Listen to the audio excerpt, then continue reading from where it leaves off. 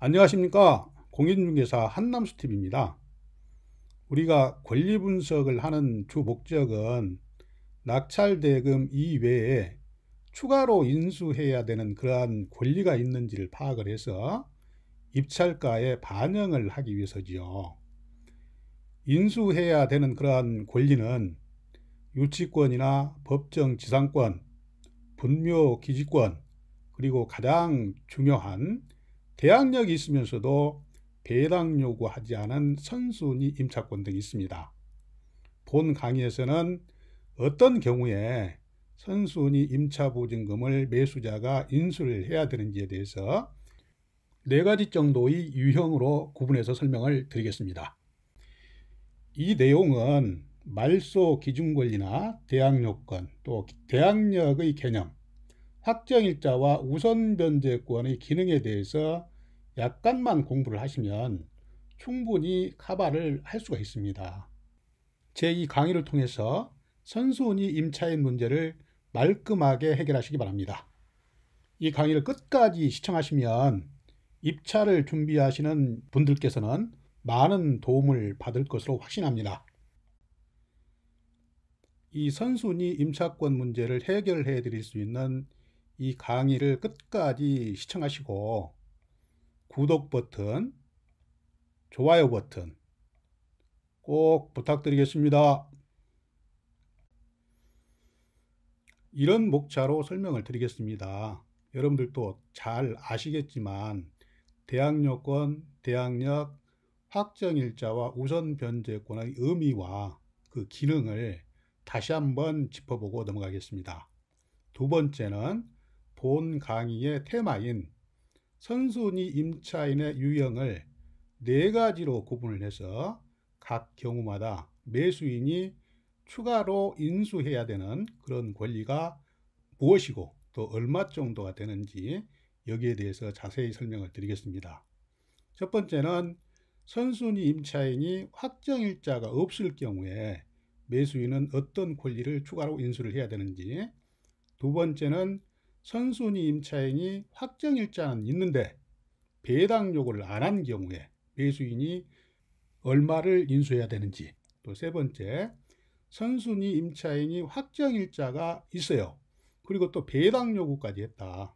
이런 경우는 매수인이 가장 해피한 경우죠.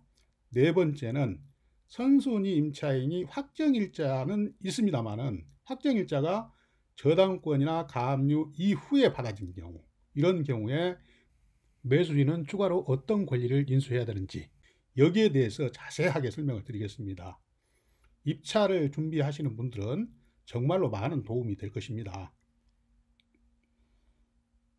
그러면 본격적으로 여러분들이 다 알고 계시는 몇 가지 사항을 복습하고 다음 강의로 넘어가겠습니다.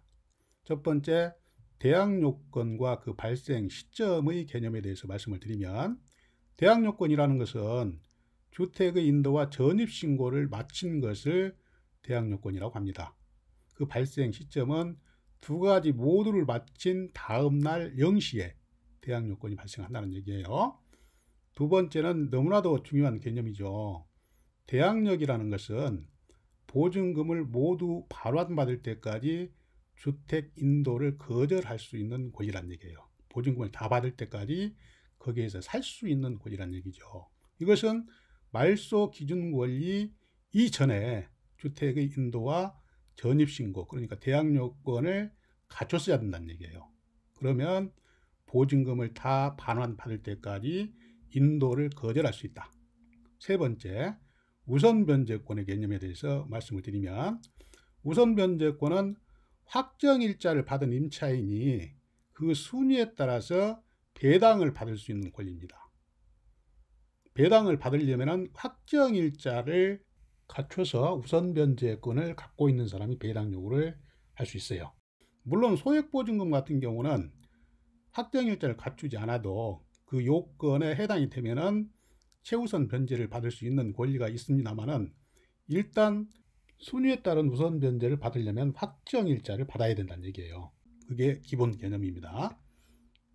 그러면 선순위 임차인이 어떤 대응을 하느냐에 따라서 매수인이 어떤 부담을 지는지 그 사례 첫 번째입니다.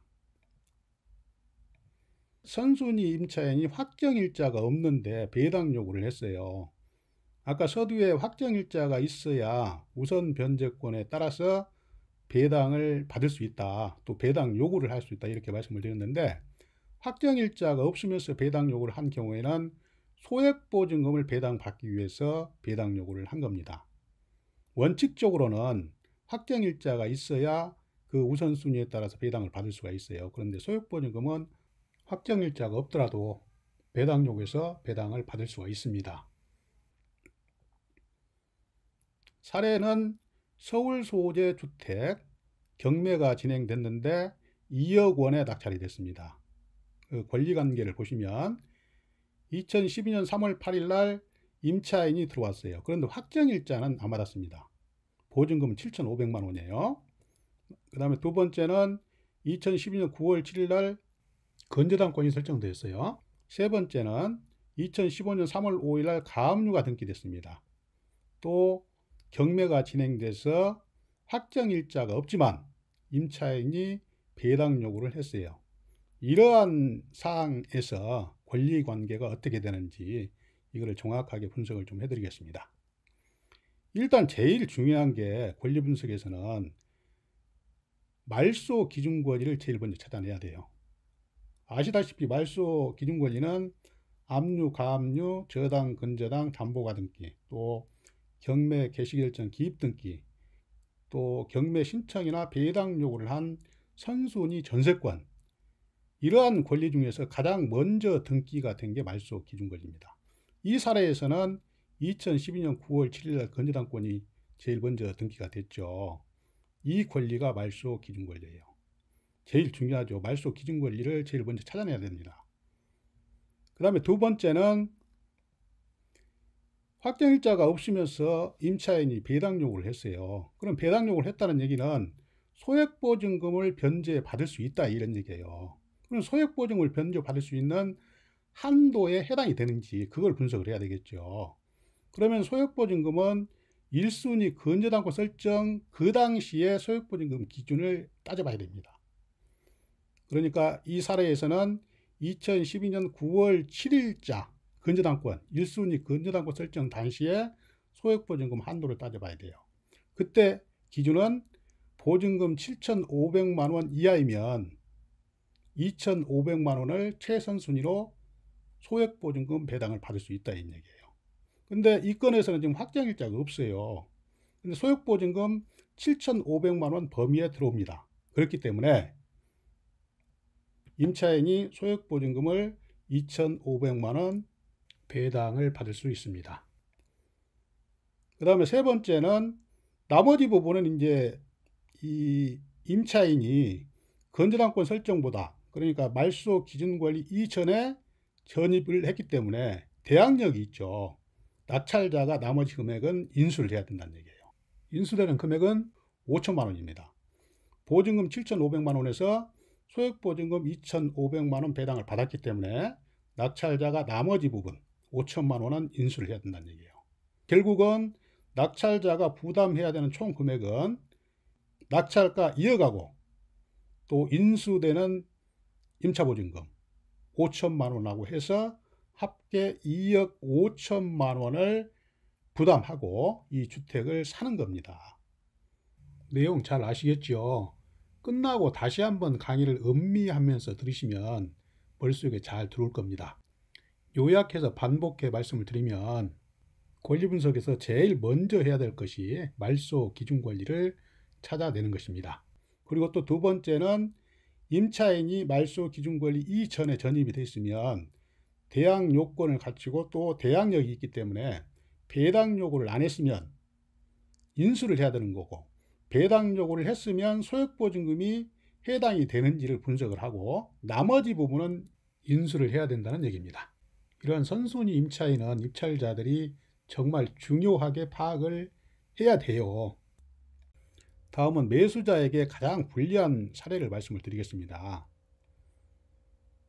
선순위 임차인이 확정일자를 받아놨습니다. 그런데 배당 요구를 안 했어요. 사례를 보시겠습니다. 이 경우는 낙찰자가 선순위 임차인을 모두 인수를 해야 된다는 얘기예요. 선순위 임차인의 임차 보증금을 인수를 해야 된다는 얘기죠.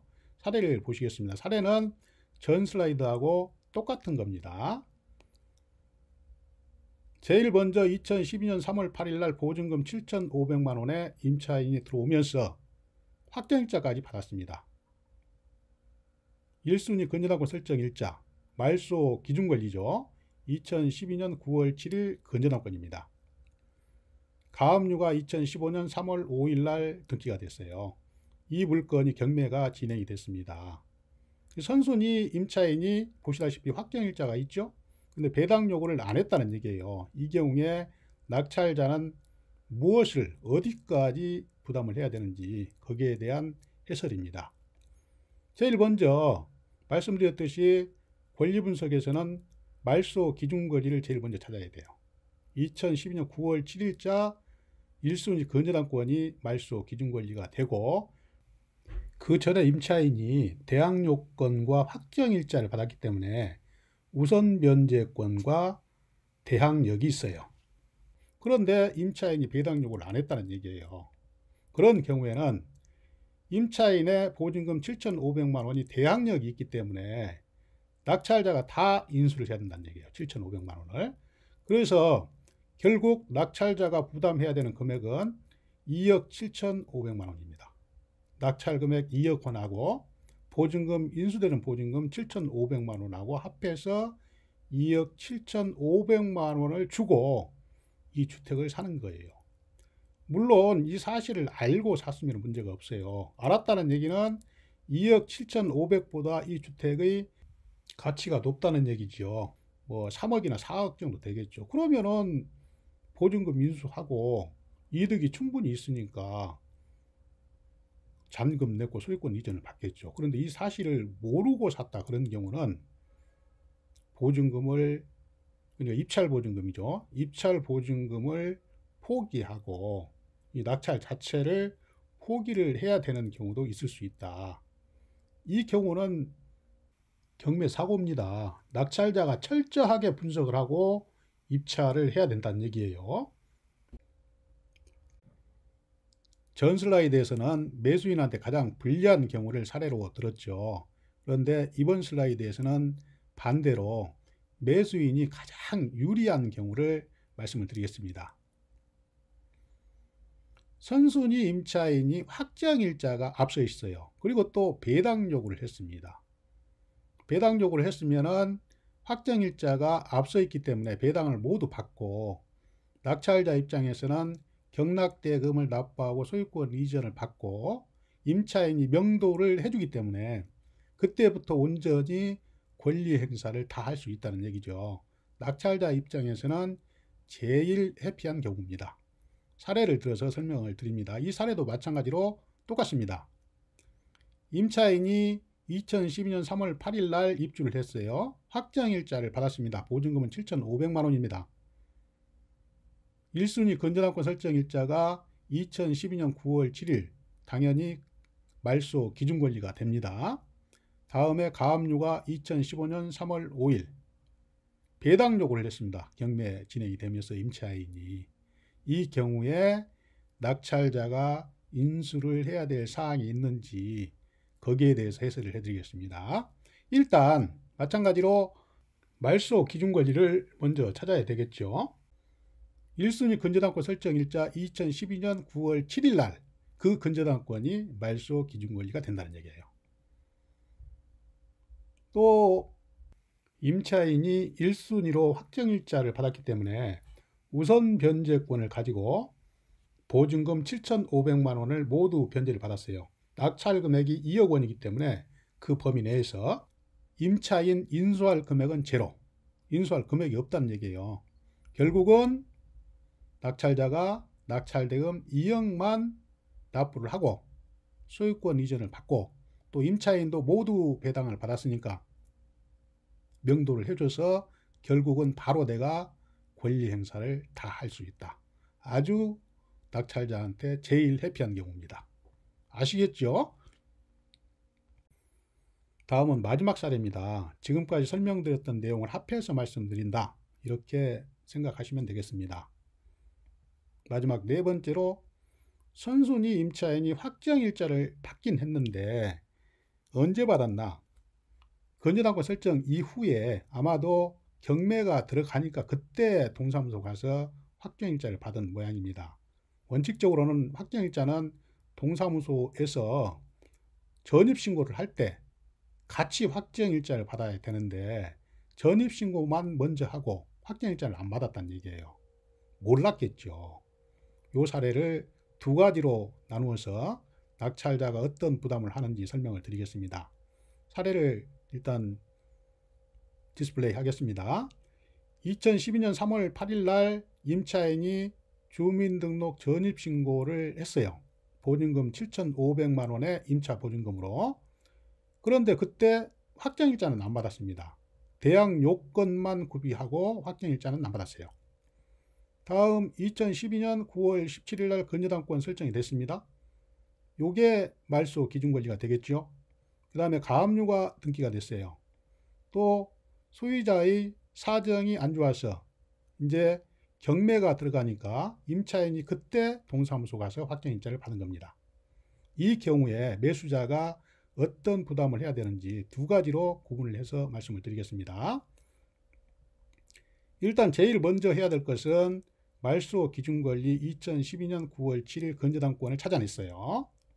그리고 나서 이 경우에 임차인이 배당 요구를 하면 확정일자가 없기 때문에 순위배당은 못 받고 소액보증금만 배당을 받을 수가 있습니다. 이렇게 최선순위로 소액보증금 배당을 받고 다음에 건전당권자가 배당을 받고 남음이 있으면 이제 가압류권자한테로 가겠죠. 그래서 결국은 1순위 건전당권 설정 일자의 소액보증금 기준에 해당이 되는 7,500만 원 이하 소액보증금 2,500만 원에 해당이 돼서 충족이 되어서 소액보증금 2,500만 원만 배당을 받고 나머지 부분은 누가 인수해요? 낙찰자가 인수를 해야 됩니다. 그래서 낙찰자는 결국 낙찰대금 2억 원 하고 또 인수되는 그 보증금 5천만 원 하고 합계 2억 5천에 이 물건을 산다는 얘기예요. 그 다음에 임차인이 배당 요구를 안 했을 경우에 임차인이 배당 요구를 안 하면 임차인의 대항 요건이 1순위 건전당권 설정 일자 말소 기준권리 이전에 대항 요건을 취득을 했기 때문에 대항력이 있다는 얘기죠. 그래서 결국은 대항력이 있기 때문에 낙찰자가 보증금 7,500만 원을 전액 인수를 해야 된다는 얘기입니다. 왜냐하면 임차인이 배당 요구를 안 했기 때문에. 그래서 결국 낙찰자는 낙찰대금 2억 원하고 보증금 인수된 거 7,500을 합해서 2억 7,500만 원에 이 집을 산다는 얘기예요. 상당히 불행한 경우가 되겠죠. 물론 이 가격이 아까 말씀드렸듯이 이 주택의 가격이 4억 된다면 이득이니까 보증금을 인수하고 또 잔금을 납부하고 소유권 취득을 하겠죠. 그런데 그렇지 않으면 경매 사고란 얘기예요. 이렇게 선순위 임차인의 인수 여부를 정말 정확히 분석하고 분석해서 잘 따져야 됩니다. 여러분 지금까지 선순위 임차인의 대응에 따라서 낙찰자가 부담해야 되는 금액에 대해서 4가지 사례를 통해서 말씀을 드렸습니다. 지금까지 제 강의가 입찰자 여러분들에게 또 권리 분석을 하는 여러분들에게 조금이라도 도움이 되셨다면 구독과 좋아요 버튼 다시 한번 꼭 부탁드리겠습니다. 이 구독과 좋아요 버튼은 강의하는 저에게 힘의 원천입니다. 꼭 좀 부탁드리겠습니다. 시청자 여러분, 앞으로도 저는 부동산 관련 강의, 그러니까 주택 상가건물 임대차 보호법, 경매 권리 분석, 거기에 따르는 배당 사례, 유치권 사례, 법정지상권, 또 부동산 상식 등의 주제를 가지고 알차게 강의를 준비해서 계속 여러분들을 찾아뵙겠습니다.